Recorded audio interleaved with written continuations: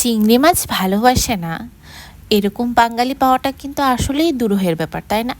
Hello, আসসালামু আলাইকুম। শোভা loves কুকিংয়ে আপনাদের সবাইকে স্বাগতম। আবারও চলে আসলাম নতুন আরেকটি রেসিপি নিয়ে। আজকে রান্না করব চিংড়ি মাছ। এখানে আমি গলদা আর ছোট ছোট কিছু চিংড়ি আছে যেগুলো মাঝারি টাইপের, এগুলো কেটে নিয়েছি। কেটে সুন্দর করে ধুয়ে বেছে নিয়েছি। এখন তাতে হলুদ, মরিচ, হালকা একটু ধনিয়ার গুঁড়া, লবণ দিয়ে ভালো করে মেখে নিচ্ছি। আমি এই চিংড়ি মাছগুলো মোটেও ভেজে রান্না করব না, একটু ডিফারেন্ট ওয়েতে রান্না করার চেষ্টা করছি। ভিডিওটা দেখে নেন, ইনশাল্লাহ ভালো লাগবে। তো প্রথমে একটি পাত্রে তেল দিয়ে নিচ্ছি, তাতে পর্যাপ্ত পরিমাণে দিয়ে দিলাম পেঁয়াজ কুচি। এখানেও আমি পেঁয়াজগুলোকে খুব ভাজা ভাজা কিছুই করব না। এখন তাতে দিয়ে দিচ্ছি মাখানো যে চিংড়ি মাছগুলো ছিল ওইগুলো। এখন পেঁয়াজ এবং মাখানো চিংড়ি মাছগুলোকে ভালো করে নেড়ে চেড়ে হালকা একটু ভেজে নেব।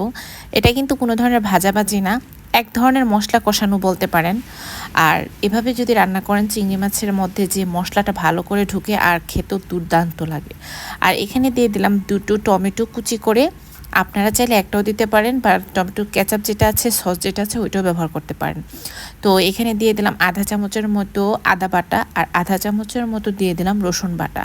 এটা অপশনাল, আপনারা দিতেও পারেন, নাও দিতে পারেন, বাট দিলে খুবই স্বাদ লাগে। অবশ্যই বাসায় একবার ট্রাই করবেন।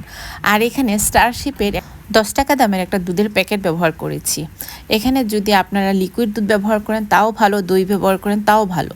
তো তারপর দিয়ে দিয়েছি আধা চামচ করে মরিচের গুঁড়া, আধা চামচ হলুদের গুঁড়া, আধা চামচ করে ধনিয়ার গুঁড়া, আর আধা চামচ একটু জিরে গুঁড়া। এখানে আর কোনো ধরনের মশলা আমি ব্যবহার করব না। এখন পানি দিয়ে দিলাম।